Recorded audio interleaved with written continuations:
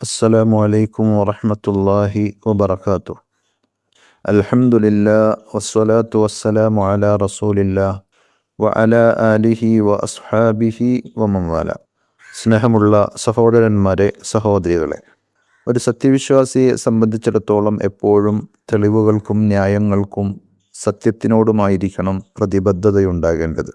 നമ്മൾ പലപ്പോഴും പല പ്രഭാഷണങ്ങളിലും പലതരത്തിലുള്ള കഥകളും അതേപോലെ വിവരണങ്ങളും കേൾക്കാറുണ്ട്. പല പുസ്തകങ്ങൾ വായിക്കുമ്പോഴും ഇത്തരത്തിൽ നമ്മൾ കാണാറുണ്ട്. തഫ്സീറുകളാണെങ്കിലും മറ്റേത് ഗ്രന്ഥങ്ങളാണെങ്കിലും അവയിലൊക്കെ കാണുന്ന ഇത്തരം പരാമർശങ്ങളോട്, ഇത്തരം അഭിപ്രായ പ്രകടനങ്ങളോടും വിവരണങ്ങളോടും ഒരു വിശ്വാസി സ്വീകരിക്കേണ്ട നിലപാട് വളരെ കൃത്യമായി നാം അറിയുകയും മനസ്സിലാക്കുകയും ചെയ്യണം. സൂറത്തുൻ നംലിൽ സുലൈമാൻ നബി അലൈഹി സ്വലാത്തു വസ്സലാം പക്ഷികളെ നിരീക്ഷിക്കുകയും തൻ്റെ സൈന്യത്തിൻ്റെ കൂട്ടത്തിൽപ്പെട്ട ആ പക്ഷികളിൽ ഹുദ്ഹുദിനെ കാണാതിരിക്കുകയും അന്വേഷിക്കുകയും ചെയ്ത രംഗം സൂറത്തുൻ നംലിലെ 20-ാമത്തെ ആയത്തിൽ അള്ളാഹു പറയുന്നുണ്ട്. എന്തുകൊണ്ടാണ് ഹുദ്ഹുദിനെ പ്രത്യേകം അന്വേഷിച്ചത് എന്ന വിഷയത്തിൽ പലതരത്തിലുള്ള കഥകളും ഇസ്രായേലിയാത്തുകളും തഫ്സീറുകളിൽ നമുക്ക് കാണാൻ സാധിക്കും. ഈ വിഷയം വിശദീകരിക്കുന്ന കൂട്ടത്തിൽ Sheikh Abdulrahman bin Nasser Saadi റഹ്മത്തുള്ളാഹി അലൈഹി ഒരു വിശ്വാസി ഇത്തരം തഫ്സീറുകൾക്ക് നേരെ നിലകൊള്ളേണ്ടുന്ന, എടുക്കേണ്ടുന്ന നിലപാട് വളരെ കൃത്യമായി വിശദീകരിക്കുന്നത് കാണാം.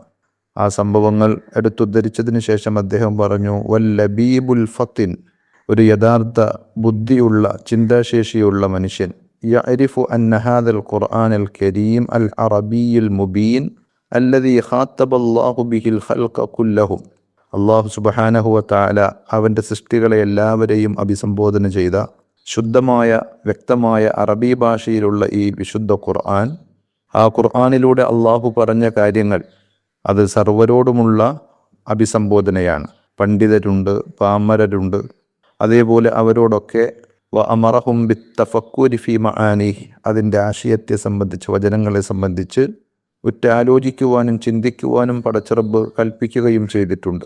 വതത്ബീഖിഹ അലാ അൽഫാദിഹിൽ അറബിയ്യത്തിൽ മഅറൂഫത്തിൽ മആനി അല്ലത്തി ലാ തജ്ഹലുഹൽ അറബു അൽ അർബ, ശുദ്ധരായ അറബികൾക്ക് അജ്ഞാതമല്ലാത്ത അറബി ഭാഷയിലെ വാക്കുകളുടെയും പദങ്ങളുടെയും ഒക്കെ പ്രയോഗങ്ങളും അർത്ഥവുമൊക്കെ പ്രയോഗവൽക്കരിക്കാൻ, അത് ആ വ്യാഖ്യാനങ്ങളോട് യോജിച്ചു വരുന്നുണ്ടോ എന്ന് വിലയിരുത്താൻ ശ്രദ്ധിക്കണമെന്നാണ് അദ്ദേഹം പറഞ്ഞു വെച്ചത്.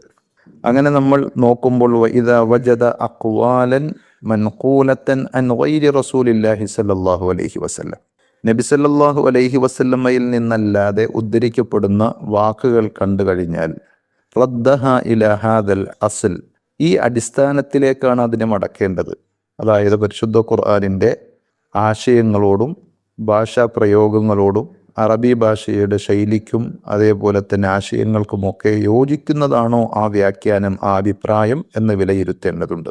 വഇൻ ഖാലഫത്തുഹു ലഫ്ളൻ വമഅന, അറബി ഭാഷയുടെ പദങ്ങളോടും ആശയങ്ങളോടും എതിരായിട്ടുള്ളതാണ് ഒരു വ്യാഖ്യാനമെങ്കിൽ, ഔ ലഫ്ളൻ ഔ മഅന, അല്ലെങ്കിൽ പദപരമായി അതിനോട് വിയോജിക്കുന്നു അല്ലെങ്കിൽ ആശയപരമായി വിയോജിക്കുന്നു എന്ന് വന്നാൽ തന്നെയും റദ്ദഹ വജസമ ബിബുത്ലാനിഹ, അത് തള്ളിക്കളയണം. അത് ശരിയല്ല, അത് നിരർത്ഥകമാണ് എന്ന് ഉറപ്പിക്കാൻ, സ്ഥിരീകരിക്കാൻ ഒരു വിദ്യാർത്ഥിക്ക്, ഒരു വിശ്വാസിക്ക് സാധിക്കേണ്ടതുണ്ട്.